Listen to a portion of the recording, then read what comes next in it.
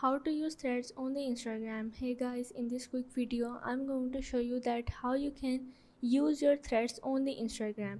So let's get started. Firstly, you have to go on your Google Play Store or the App Store that you are using, and from there you have to install up the threads app. Once you install it, you have to log in with your account. Once you are logged in, you have to open up your profile, and here you can share your own threads. For that you have to click on the new threads.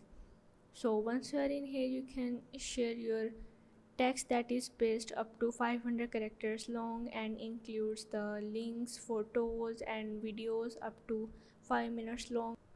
To interact with the thread, you have to press the heart icon to like it and click the dialog box to reply, and you have to touch the reverse symbol icon to repost your threads on your feed with the option to add a quote. But if you want to delete your post, for that you have to open up your thread, and here is the option of the three dots. You have to click on it and you have to simply click on the delete. So yeah, this is how you can use your threads on the Instagram.